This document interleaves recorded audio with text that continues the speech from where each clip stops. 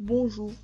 Alors, aujourd'hui, comme vous le voyez dans le titre, j'ai été un cancre. C'est ce que beaucoup de gens ont peut-être pensé de moi à l'époque.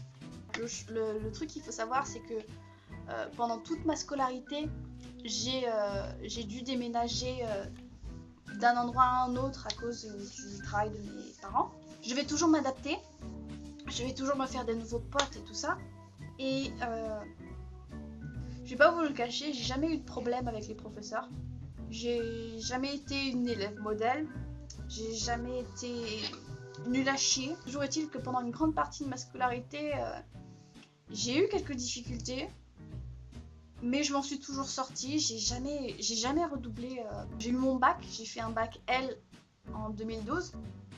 Que j'ai eu sans mention parce que j'avais foiré la philo, je sais pas ce qui s'est passé. Pourtant je sais pas ce qui s'est passé pendant toute l'année. J'ai vraiment carburé et j'ai plafonné à 12, 13 à chaque contrôle.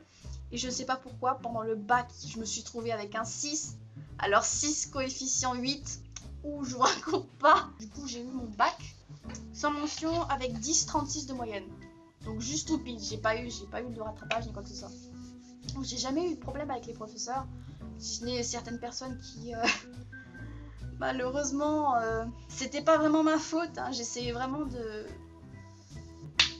d'appliquer leur méthode, d'appliquer ce qu'ils voulaient faire, mais je pense que le souci profond c'était le fait qu'ils n'aimaient pas le fait que j'arrive à un résultat plus ou moins similaire à ce que eux avaient trouvé. J'arrivais plus ou moins à la même chose, mais la méthode n'était pas la même, donc du coup ils m'en voulaient pour ça, et du coup je me tapais des sales notes ou des trucs comme ça. J'essayais, mais ça marchait pas.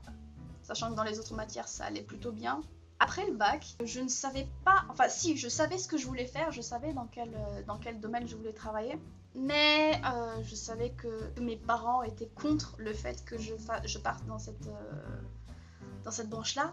Même si je savais depuis que j'étais gosse que c'était absolument ce que je voulais faire. Je voulais faire ça, je voulais toucher les gens tout simplement dans l'art. Et malheureusement je ne pouvais pas.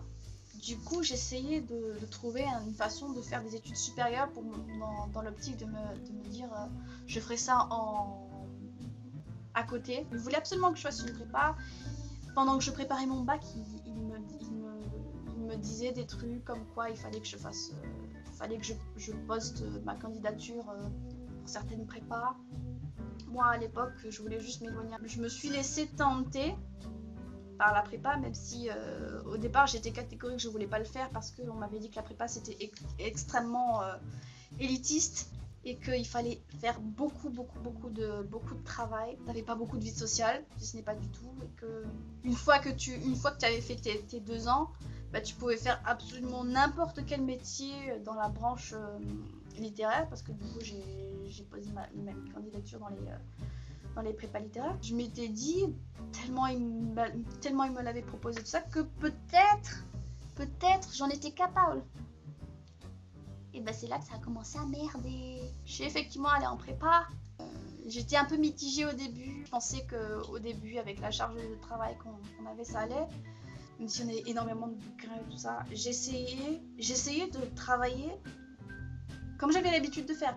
Étant donné que j'avais jamais eu trop de problèmes avec les matières littéraires et tout ça, je m'étais dit que ça allait, que j'allais devoir en faire un petit peu plus, mais que ça allait, je me débrouillerais quoi. Et j'ai eu tort, c'était vraiment la marge au-dessus. Mais en plus de ça, je me retrouvais vraiment dans une ville où je connaissais absolument personne, où j'avais pas de potes, il fallait déjà que je m'acclimate et tout ça, et du coup je devais cumuler les deux, c'est-à-dire la prépa, machin truc, la ville. J'avais vraiment du mal à accorder les deux en même temps. J'ai jamais été quelqu'un qui fait la fête. Dès le départ, je crois qu'au bout d'un mois de prépa, ils m'avaient convoqué dans la salle des profs pour préparer un conseil de classe ou un truc comme ça. Et puis je ne respectais pas leurs standards de ce moment-là, c'est-à-dire que je faisais pas assez de travail pour eux, alors que moi j'étais vraiment à mon max, hein. Je pouvais pas faire plus, c'est-à-dire que je m'écroulais le soir, j'étais vraiment HS, parce que c'était beaucoup d'informations à processer d'un seul coup. Du coup j'avais vraiment du mal, je me mettais des pauses et du coup ils m'avaient convoqué, ils me disaient qu'ils n'étaient pas contents de moi, qu'ils m'avaient trouvé en train de dormir en classe.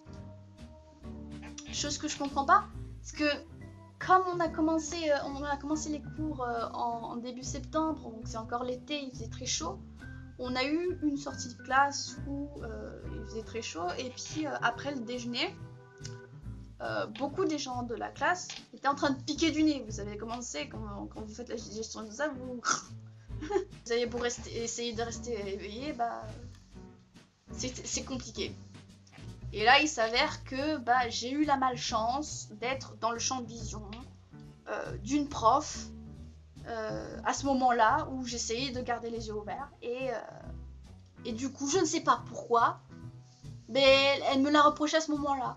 Alors que bah, j'essayais vraiment de faire ce que je pouvais pour avoir des bons résultats et d'être bien vue. Mais bon, je sais pas ce qui s'est passé, mais pas ou un truc comme ça. Je prenais mes cours sur mon petit notebook et du coup j'avais constamment les yeux baissés sur mon ordinateur. Je ne faisais rien de spécial sur le truc, j'écoutais, je prenais des notes et puis basta. Mais elle disait que même en cours, je dormais. Alors, je sais que j'ai des petits yeux, j'y peux rien. Et puis, qu'est-ce qu'il m'avait dit encore Il m'avait demandé si j'avais des soucis avec le travail, des soucis avec les gens. Et je disais que juste que j'avais pas de potes, parce que bah, je venais d'arriver, quoi. Et que bah, c'était juste une charge en plus de ce que j'avais au lycée, que j'avais du mal à accommoder. Et vous savez ce qu'ils m'ont dit? Bah, faites-vous des potes, quoi. allez vous faire des potes. C'était pas leurs oignons en soi, mais je sais pas de quoi ils se mêlaient. Ils me parlaient vraiment d'un ton condescendant, mais juste parce que j'étais pas dans le moule, quoi, vraiment. Et maintenant que j'y pense, alors je ne sais pas. Peut-être que je me fais des idées ou des trucs comme ça, mais il m'a semblé qu'à l'époque, j'étais la seule élève de couleur dans cette prépa.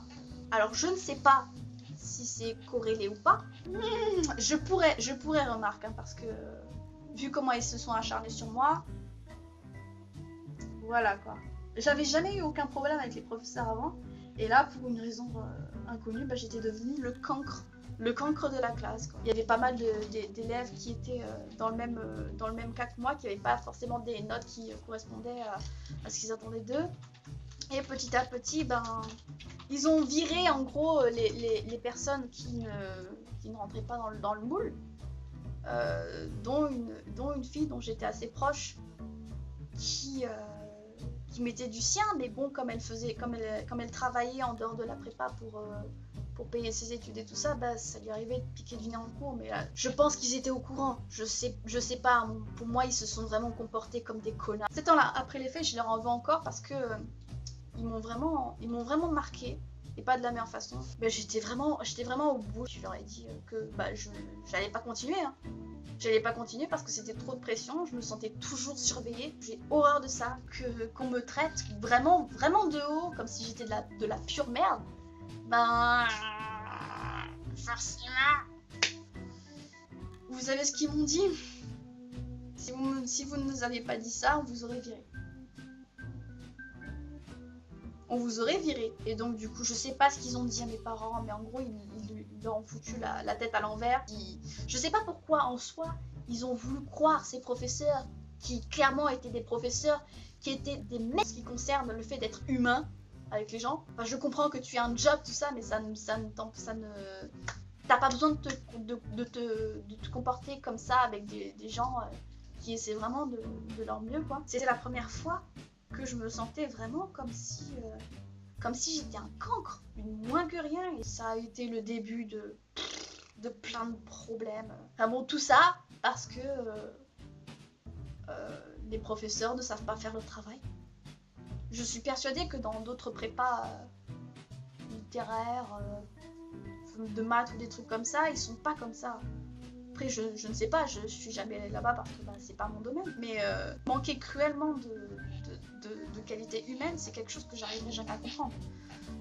Ni même le fait de se croire supérieur à des gens parce qu'ils font pas la même chose que toi, qu'ils ne sont pas encore au niveau des trucs comme ça. Et et de vouloir vraiment les forcer alors que tu vois que ça passe pas. Ne pas vouloir faire d'efforts comme ça, je comprendrais pas. Et du coup, tout ça pour vous dire que si quelqu'un s'acharne sur vous de la même façon en vous disant que ça sert à rien ce que vous faites, que vous allez vous faire virer, que vous n'allez rien pouvoir faire de votre vie, que vous êtes irresponsable, des trucs comme ça, alors que vous faites vraiment de votre mieux, vous avez des rêves et des trucs comme ça, sachez déjà que vous n'êtes pas seul. Et sachez aussi que vous n'êtes pas un cancre. C'est pas parce que des professeurs ne vous sacent pas que vous êtes une moins que rien ou des trucs comme ça. Je vais pas vous dire ne faites pas la même erreur que moi parce que je ne vous connais pas ni quoi que ce soit. Mais si vous avez eu des soucis avec des professeurs ou des trucs comme ça, avec le recul, je vous dirais dites-leur parce que vous n'avez rien à perdre et puis que dans le pire des cas, ça vous fera peut-être réaliser que c'est peut-être pas pour vous. Mais moi, la seule erreur que j'ai commise là-dedans, c'était le fait que je m'étais dit que peut-être j'allais réussir alors que au tout départ, s'il n'y avait pas eu cette persuasion familiale, j'y serais jamais allée. Et puis j'ai compris, très bien longtemps après, que même si les gens ne croient pas en vous, même si on vous dit que vous n'y arriverez jamais à rien, parce que vous n'avez pas le comportement, que vous n'avez pas d'ambition, des trucs comme ça, faites-le quand même. Trouvez un moyen, allez parler à des gens, allez apprendre par vous-même, parce que malgré tout, on n'est jamais mieux servi que par soi-même. Allez-y, parce que vous n'avez rien à perdre. Si vous êtes entouré par trop de négativité, foutez ces personnes...